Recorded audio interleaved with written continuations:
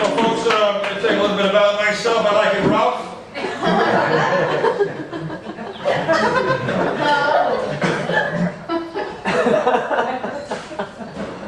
Likes my women's like I likes my deodorants. Old and spicy.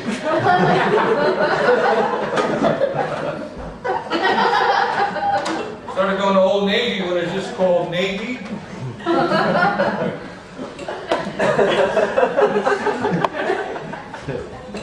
I married 20 years as of September 1st. 20 years. Looking back on those 20 years, the first couple of weeks just flew by.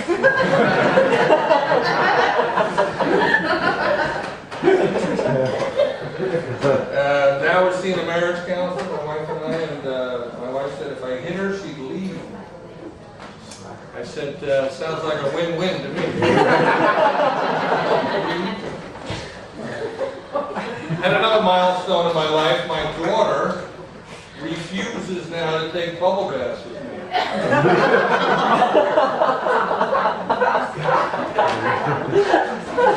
It's been a tradition in my family for the last 19 years.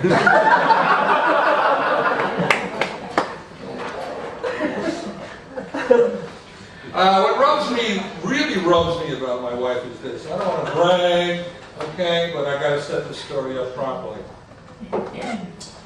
I spent a year in the jungles in Vietnam. Okay? I'm not saying anything special, but I did. I used to drive a cab here at night. It's dicey, right? I've been to some strange and odd places in my life alone. As of today, I'm not allowed to go to Stop and Shop and buy groceries at night by myself. Because my wife says I may come home with something bad. Anybody here ever shop in that aisle at Stop and Shop? That's the bad aisle, it's the bad stuff. Yeah, oh, you have, okay. Well, what, yeah, go for it. What, I'm looking, what's the bad stuff at Stop and Shop? Anthrax on sale? And I'm trying to imagine, right? So here's what I'm imagining. Hello, Stop and Shop shoppers. For the next 15 minutes, aisle 3 on sale. Puerto Rican women. Right here. Come on, you can. Nice to meet you. Drink a case of wine. And I miss a lot of wine. How many people are drinking all this wine? It's tough. So I had a colonoscopy. Anybody? Well, these three guys are really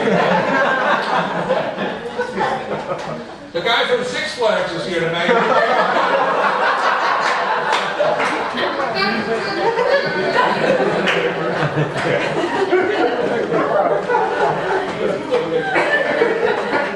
They seem to relate to that.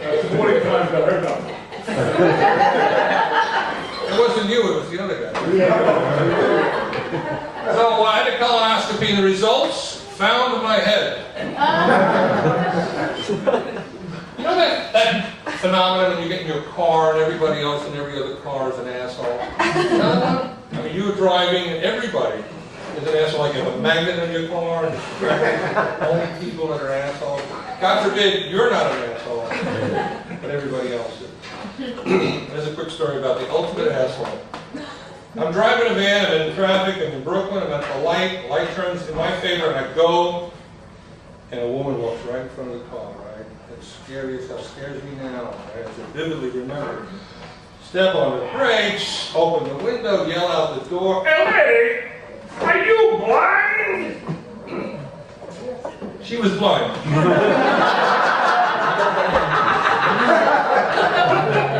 I had to mention that to her. I guess it hadn't crossed her mind in a couple of seconds. She was blind. She had a dog with her.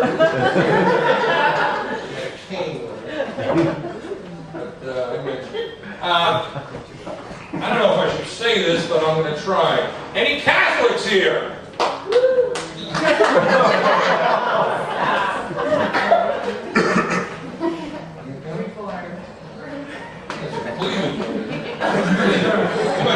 Believe in Ohio. Okay. All right.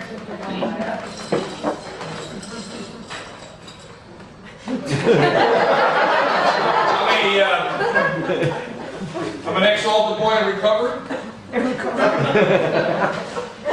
When I was an altar boy, I molested these 2 visiting Polish priests. I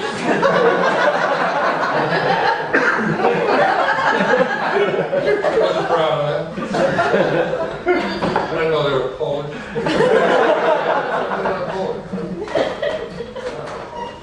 You know, we're afraid of a lot of things out there, but I think one thing that is very pertinent in our lives today is that we should be afraid of anybody with the last name Brown, okay? Because there's this phenomenon out there called the Brown Smackdown.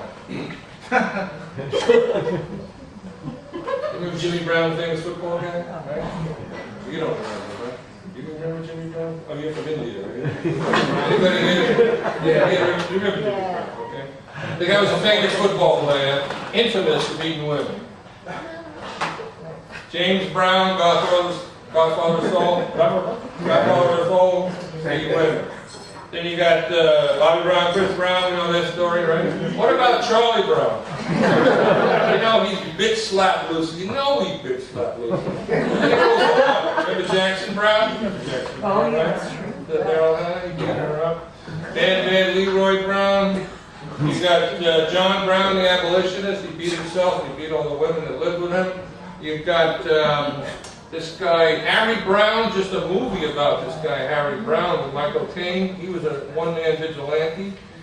He beat everybody. Then you got this guy, Scott Brown, who was just elected senator in Massachusetts. He beat a woman. What can Brown do for you?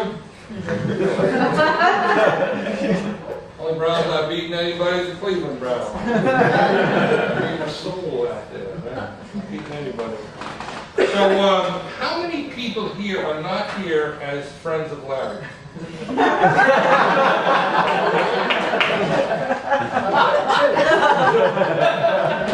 I say, Larry, you do a great job, brother. You really fill up the room. I'm proud of you, man. This is great, you know. It's wonderful to be at a comedy club and not in somebody's liquor store or in a laundromat. You know, everybody here is really trying to get something out of this in their life. The only way this works is when you do it live, okay? You can't do it in front of your brother, my brother's here. Okay? He thinks my ex. Good about that. So anyway, I see a trend out there and I want to mention it to you. You tell me if this works. I see where Halle Berry wins the Oscar gets divorced. Hilary Swank wins the Oscar twice and she gets divorced. Reese Witherspoon wins and now, what's her name, Sandra Bullock wins. She gets divorced. So I said to my wife, you ever think about taking acting lessons? Pretty damn good. Oh, the peanut gallery like that.